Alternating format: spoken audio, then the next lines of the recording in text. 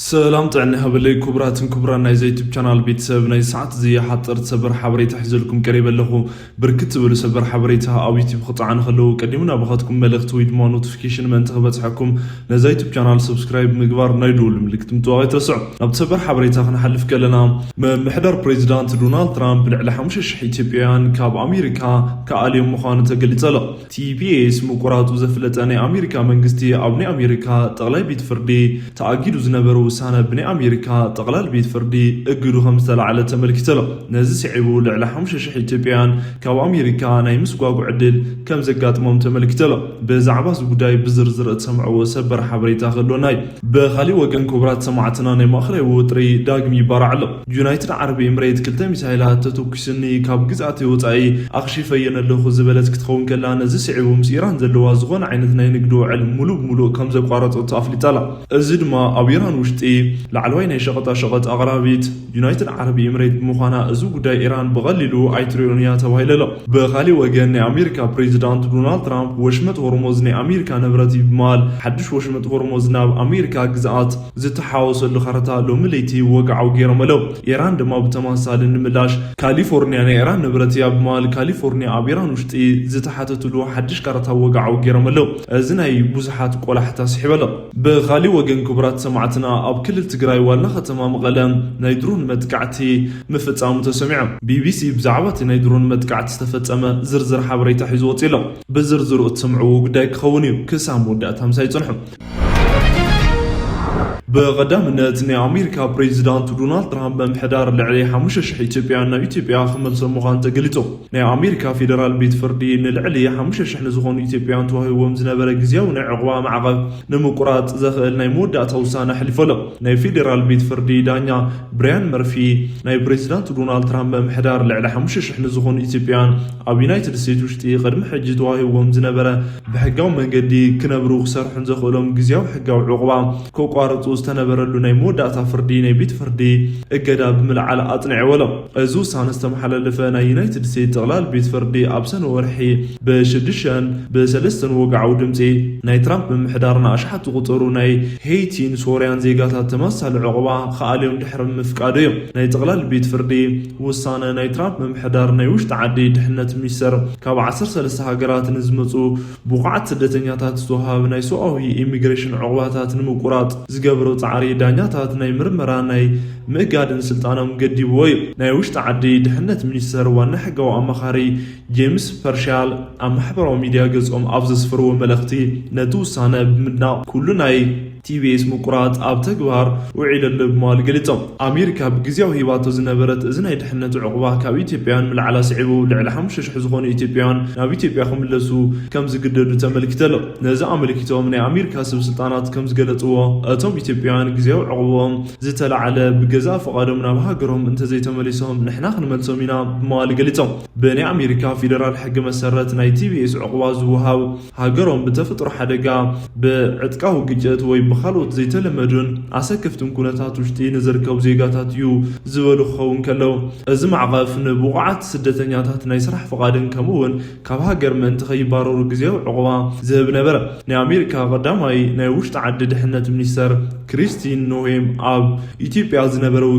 بزت تزازيمو يبمال نزي سعبوزي ناي دحنت عقواستوهم سبات عقوهم كوقارطلو مال افليتم نيرم دانيا بريان مرفي ابتي وان اميازيو ورحي ناي دي اتش اس سوقمتي اقيدم وزنبر خون خلو تممرحي حقاو اسرارحا كم زت حسن تعقوان مقرات اتالا لني حسوت مشفن زخونه مخنيات غريب يلم نيرم انت خونه غنا ناي تقلل بيت فردوسان دحر مهابو دانيا مرفي ناي تقلل بيت فردي بين زي دحسسوم نطታት بمرمرا نايتوم ኢትዮጵያን ቲቢስ مقرات بغزياونت اقيدم وطني حمنيرم دانيا مرفي نزن كالوتن كستታት ውድቅን ተገበሩውን አብዝ ቁጥሉ እንታይ ክኸውን ይኽእል ዝብል ግና በፍጹም አይፈልጥን ይኹን በርኒ ኢትዮጵያን ተዋሂዩ ዝነበረ ዕቅባ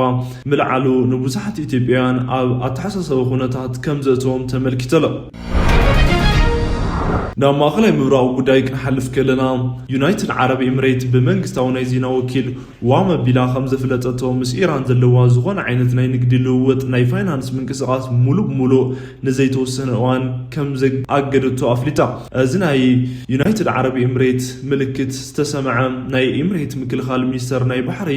ዕላማ ዝገበረ ክልተ ናይ ኢራን ባላስቲክ ሚሳይላት ምልላዩ ድሕሪ ምፍላጥ እዩ። ናይ ዩናይትድ ዓረብ ኤምሬት ምክልኻል ሚኒስተር ኣብ ማሕበራዊ ሚድያ ገጹ ኣብ ዘውፅኦ መግለፂ ሎሚ ለይቲ ናይታ ሃገር ናይ ኣየር መከላኸሊ ሰራዊት ካብ ኢራን ናብቲ ሃገር ዝተተኮሰ ክልተ ባላስቲክ ሚሳይል ኣለሌሎ። እቲ ቀዳመይቲ ሚሳይል ኣብ ናይታ ሃገር ናይ ባሕሪ ይኽልል ወፃኢ ዝወደቐት ትኸውን ከላ እታ ካልአይቲ ካብ ኢራን ሎሚ ዝተተኮሰት ድማ ኣብ ናይ ባሕሪ ይኽልልና ውሽጢ ወዲቓላ ኢሉ ኣፍሊጡ። እዚ መግለፂ ቅድሚ ምውፅኡ 2 ሰዓት ኣቢሉ ናይታ ሃገር ናይ ውሽጢ ዓዲ ሚኒስተር ብቴሌፎን ናይ ሓደጋ መጠንቀቕታ መልእኽቲ ብምትሕላፍ ነበርቲ ናብ ቅርብ ዝበሉ ህንፃታት ክዕቐቡ ኣተሓሳሲቡ ዝነበረ ክኸውን ከሎ እቲ መጠንቀቕታ ብዙሕ ከይፀንሐ ተላዒሉ ኣሎ። ናይ ኤምሬትስ ናይ ንግዲ እገዳ ካብ ናይ ኣሜሪካ እገዳ ንላዕሊ ዝኸበደ እዩ ዝበለ ናይ ሲኤንኤን መግለፂ ከም ዝሕብሮ ቀዳማይ ናይ ኣሜሪካ ረዳት ናይ ወፃኢ ጉዳያት ሚኒስተር ናይ ውግእ ጀነራል ማርክ ኬሜት ንአልጀዚራ ዜና ወኪል ኣብ ዝሃቦ ሰፊሕ ትንተና ዩናይትድ ዓረብ ኤምሬት ምስ ኢራን ዘለዋ ንግዲ ምቁራፅ ኣብ ኢራን ኢኮኖሚ ውሽጢ ኣብ ዘለዎ ግዙፍ ፅልዋ ኣንጻር ካብ ናይ ኣሜሪካ እገዳ ንላዕሊ ዝኸበደ ፅልዋ ንኢራን ክህልዋ ይኽእል ይበሃል እዮም። ኣብ ዱባይ ኢራን ኣብ መንጎ ዘሎ ናይ ሸቐጣሸቐጥ ፋይናንስ ንግዲ ኣገደስትን ይኹን ምግፋሕ ኣይከኣልን ዝበሉ ጀነራል ኬሜት ኣብዚ እዋን ዩናይትድ ዓረብ ኤምሬት ንቻይናን ቱርክን ብምብላጥ ናብ ኢራን ብሕጊ ዝኣተው ኣቑሑት ብምልኣኽን ቀዳሚት ሃገር እያ ብምባል ገሊፆም። ኣብ ዝኾነ ዓመት ካብ ኢራን ጠቕላሊ ናይ ኣታው ንግዲ ሓደ ሲሶ ዝመጽእ ካብ ኤምሬት ነይሩ ኢሎም። ኬሚት ወሲኾም ዱባይ ከም ዓለም ለኻዊ ናይ ፋይናንስ ማእኸልነት ኢራን እገዳታት እትሓልፈሉ ዋና መስመር ኮይና ምጽናሕ ኣመልኪቶም። ናይ ኤምሬት ስጉምቲ ኢራን ከም ናይ ውግእ ኣዋጅ ክትቆጥሮ እውን ትኽእል እያ። እዚ ድማ ኣሜሪካ ካብ ካልኣይ ዓለም ውግእ ድሕሪ ኣብ ጃፓን ኣብ ዝገበረቶ ሙሉእ እገዳ ተቐራራቢ ምዃኑ ልዕሎም። ሕጂ ኤምሬት ሎሚ ለይቲ ዝሕለፈቶ እዚ ውሳነ ንኢራን ብጽኑዕ ከም ዝጎድእ ኣመልኪቶም ኣለው። በኻሊእ ወገን ናይ ኢራን ናይ ወፃኢ ጉዳያት ሚኒስተር ቃል ኣቀባሊ ኢስማኤል ባጋይ ኢራን ኣብ ኤምሬት ልዕሊ 2 ባላስቲክ ሚሳይላት ተኩሳ እያ ዝብል ክሲ ሙሉእ መሰረት የብሉ ሓሶት እዩ ብምባል ኣስተባሂሎሞ። ኣብ ቴሌግራም ገጾም ኣብ ዘውፅዎ መግለፂ ንኢራን እስላማዊ ሪፐብሊክ ምኽሳስ ናይ ሰናይ ጎረቤትነት ዝፃረር ኣብ መንጎ ናይቲ ዞባ ሃገራት ምትእምማን ናይ ምጽናዕ ፃዕርታትን ዘደናቕፍ ምዃኑ ጠቒሶም ናይቲ ዞባ ኣካል ኩሎም ብመርትዖ ዘይተደገፉ ክስተታት ካብ ምስማዕ ክቁጠቡ ፃውዒ ተቐሪቦም። እቲ ቃል ኣቀባሊ ወሲኾም ኩነታት ንምግምጋም ዩናይትድ ስቴትስን እስራኤልን ኣብቲ ዞባ ሰላምን ድሕነትን ንምዝራግ ኣብ ዝገብሮ ተንኮላትን ታሪኻዊ ምትላልን ስትራቴጂታትን ግምት ውሽጢ ምእታው የድሊ። ኣብ ኢራን ዝቐረበ ናብ ዩናይትድ ዓረብ ኤምሬት ተኩሳ እያ ዝብል ክሲ ፈፂሙ ሓሶት እዩ። ኣብ ኤምሬት ሕጂ ኣብ ዝቐረባ ኣይተኮስናን ትማሊ ቅድሚ ትማሊ ሚሳይላትና ከም ዝተዓፀው እዮም ኢሎም። ዩናይትድ ዓረብ ኤምሬት ምስ ኢራን ዘለዋ ዘርፈ ብዙሕ ናይ ንግዲ ኩነታት ምእጋዳ ስዒቡ ኢራን ኣብ ናይ ሎም መዓልቲ ከቢድ ስጉምቲ ክትወስድ ትኽእል እያ ተባሂሉ ይስጋእ ኣሎ። እዚ ከምዚ ኢሉ ከሎ ናይ ኣሜሪካ ፕሬዚዳንት ዶናልድ ትራምፕ ቅድሚ ሕጂ ከም ዝተዛረቡ ናይ ሆርሙዝ ወሽመጥ ናይ ኣሜሪካ ግዛኣት ገይሮም ከም ዝኣውጁ ኣፍሊጦም ነይሮም። ሎሚ ለይቲ ድማ ፕሬዚዳንት ዶናልድ ትራምፕ ናይ ሆርሙዝ ወሽመጥ ኣብ ኣሜሪካ ግዛኣት ውሽጢ ከም ዝተኻተተ ዘርኢ ናይ ኣሜሪካ ሓድሽ ካርታ ወጋዑ ገይሮም ኣለው። ዩናይትድ ስቴትስ ፕሬዚዳንት ዶናልድ ትራምፕ ናይ ሆርሙዝ ናይ ባሕሪ ወሽመጥ ከም ሓድሽ ናይ ኣሜሪካ ግዛኣት ገይሩ ዘርኢ ካርታ ኣብ ወጋዑ ማሕበራዊ ሚድያ ገጾም ገልፂ ገይሮም ኣለው። እዚ ናይ ትራምፕ ስጉምቲ ነቲ ናይ ባሕሪ መስመር ናብ ኣሜሪካ ግዛኣት ናይ ምሕዋት ፃውዒቶም ንምጥንኻር ዝዓለመ ምዃኑ ተንተንቲ ዝገለጹ ክኾኑ ከለው ትራምፕ ነቲ ካርታ ክገልጽዎ ከለዎ ሓድሽ ናይ ኣሜሪካ ካርታ ተላለይዎ ሆርሙዝ ናይ ኣሜሪካ ንብረት እዩ ብምባል ገሊፆም። ናይ ዓለም 20% ናይ ነዳዲ ፍሰት ዘተኣናግድ ናይ ሆርሙዝ ወሽመጥ ዝርከብ ኣብ ኢራንን ኦመንን ግዛኣት ባሕሪ ወሽመጥ ክኸውን ከሎም ትራምፕ ኣብ ዝቐረባ ኣብ ዝገብርዎ መደረ ነቲ ናይ ባሕሪ ወሽመጥ ኣብ ቀረባ እዋን ናይ ዩናይትድ ስቴትስ ግዛኣት ገይሮም ከም ዘእውጅዎ ምግላፆም ኣይዝንጋዕን። ነዚ ክገልጽ ከለው ትራምፕ ንሕና ነቲ ወሽመጥ ኣብ ትሕቲ ቁጥርና ክነእትዎ ኢና ግዛኣትና ጌርና እውን ክንእውጆ ኢና ካብዚ ንድሓር ናይ ሆርሙዝ ወሽመጥ ናይ ኣሜሪካ መሬት እዩ ብምባል ኣውጆም ነይሮም። ኣብቲ እዋን ፕሬዚዳንት ዶናልድ ትራምፕ ነዚ ነገር ክዛረቡ ከለው ኢራን ሕልሚ ብምባል ዝገለጸቶ ክትኸውን ከላ ናይ ኢራን ምክልኻል ናይ ወፃኢ ጉዳያት ሚኒስተር ካዚም ጋርባዲ ኣብ ማሕበራዊ ሚድያ ገጾም ናይ ሆርሙዝ ናይ ባሕር ወሽመጥ ናይ ኢራን ነይሩ ናይ ኢራን እዩ ናይ ኢራን ኮይኑ እውን ይቐጽል እዚ ወሽመጥ ዝዓጽውን ዝኸፍትን ብናይ ኢራን ትእዛዝ ጥራይ እዩ ብማል ኣጠንቂቖም ነይሮም በዚ ከምዚ ኢሉ ከሎ ድማ ትራምፕ ነዚ ናይ ሆርሙዝ ወሽመጥ ናብ ኣሜሪካ ዘካተተ ካርታ ሎሚ ለይቲ ኣብ ማሕበራዊ ሚድያኦም ክልጥፉ ከለው ኢራን ምላሽ ንምሃብ ክሳብ ዝወቂሕ እውን ኣይተጸበይትን ብቐጥታ ትራምፕ ሓድሽ ናይ ኣሜሪካ ካርታ ተላለይዎ ብማል ሆርሙዝ ናብ ኣሜሪካ ዝሓውስ ካርታ ክልጥፉ ከለው ብተመሳሳሊ ሰዓት ድማ ሓደ ናይ ኢራን ዲፕሎማት ንካሊፎርኒያ ወይ ድማ ናይ ኣሜሪካ ግዛኣት ኣብ ኢራን ውሽጢ ዝሓወሰ ካርታ ፖስት ምግባር ሓድሽ ናይ ኢራን ካርታ ተላለይዎ ብማል ካሊፎርኒያ ናይ ኢራን እያ ኢሎም ኣለው ኣብ ህንዲ ሃይዳራባድ ዝርከብ ናይ ኢራን ቆንሰላ ጽሕፈት ቤት ዲፕሎማስኛታት እውን ናይ ትራምፕ ዘንጋዕቲ ብምፍሻል ናይ ኣሜሪካ ካርታ ኣውጥኦም ንካሊፎርኒያ ምልክት ምግባር ናይ ኢራን እስላማዊ ሪፐብሊክ ሓድሽ ግዛኣት ዝብል ጽሑፍ ኣብ ማሕበራዊ ሚድያኦም ለጢፎም ኣለው እዚ ጽሑፍ ግልጽ ናይ ፖለቲካ ዋዛ እንተኾነ እውን ትሕዝትኡ ኣብ ኣሜሪካ ኣብ ዝነብር ግዙፍ ናይ ኢራን ዲያስፖራ ዝተኣሳሰሩ ምዃኑ ዝተንተነ አልጀዚራ ናይ ስደተኛታት ፖሊሲ ትካል ሓበሬታ ከም ዝሓብሮ ኣብ ኣሜሪካ ዝርከቡ መብዛሕትኦም ናይ ኢራን ስደተኛታት ኣብ ካሊፎርኒያ ብፍላይ ኣብ ሎስ አንጀለስ ዝነብሩ ኾን ከለው እዚ ድማ ነታ ከተማ ቴር አንጀለስ ዝብል ሳግላስም እውን ክትረክብ ኣኺልዋ ብማል ሲኤንኤን ኣብ ማሕበራዊ ሚድያ ገጹ ጽሒፉ ኣሎ ናይ ኣሜሪካን እስራኤልን ጥምረት ኣብ ልዕሊ ኢራን ውግእ ኣብ ዝኸፈታሉ እዋን ጀሚሩ ኣብ ኣሜሪካ ዝነብር ናይ ኢራን ዲያስፖራ ዝተፈላለዩ ኣረኣእያ ዘለዎ ኮይኑ ይርከብ ዝተወሰኑ እዚ ወታደራዊ ስጉምቲ ነዚ ሕጂ ዘሎ ናይ ኢራን መንግስቲ ክግልብጦ ይብማል ተስፋ ክገብሩ ከለው ካልኦት ድማ ከምዚ ዓይነት ወታደራዊ ጣልቃ ኣታውነት ኣሰካፍ መዘዝ ምእንቲ ከይህልዎ ስጋኣቶም ይገልጸለው ኣብ ክልል ትግራይ ዋና ከተማ መቐለ ሃንደበት ናይ ድሮን መጥቃዕቲ ምፍጻሙ ተሰሚዑ ኣብ ጥቓ መቐለ ብዝተፈጸመ ሃንደበት ናይ ድሮን መጥቃዕቲ ናይ ሓደ ሰብ ህይወት ከም ዝሓለፈን ካልእ ሓደ ሰብ ድማ ብጽኑዕ ከም ዝቆሰለን ቢቢሲ ናይ ተካባቢ ምሕደራን ንዓይኒ መሰኻኸራትን ወሃብ ምግባር ገሊጹ በዚ ዙርያ እውን ናይ ሕወሓት ማእኸላይ ኮሚቴ ኣባል ሓጋዝ ወሃብ ምግባር ናይ ፈረንሳይ ዜና ወኪል ኤኤፍፒ ከም ዝገለጾ እቲ ሓጋዚ ብድሮን ተደብዲብና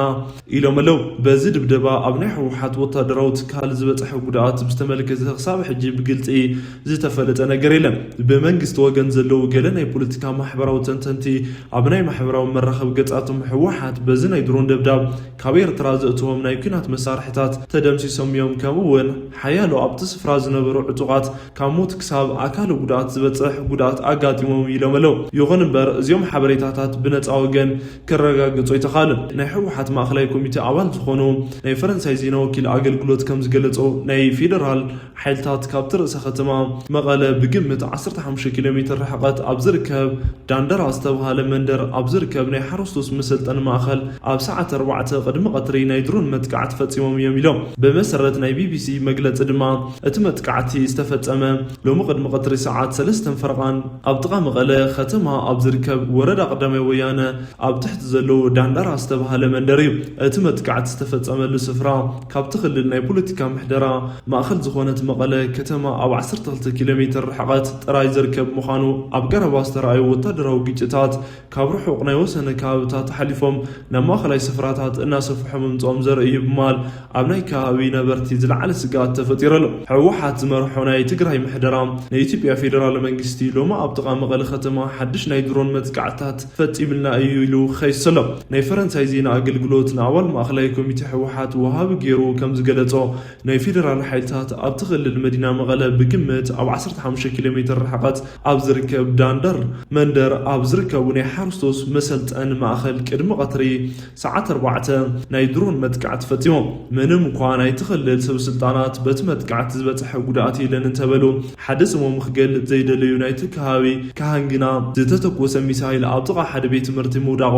እንተወሓደ ሓደ ዕጡቕ ተቐቲሉ ብናይ ሕክምና መጓዓዝያ ኣምቡላንስ ክውሰድ ከም ዝረኣዩን ከምኡውን ካልኦት ክልተ ሰባት ከም ዝቆሰሉ ነቲ ዜና ወኪል ኣረጋጊጾም ኣለው ኣብ መንጎ ሓይልታት ትግራይን ፌደራል መንግስትን ዳግማይ ውጥሪ ኣብ ዝተፈጠረሉ ንድሓር ናይ ድሮን መጥቃዕቲ ክፍጸም ኣብ ሓደ ሰሙን ውሽጢ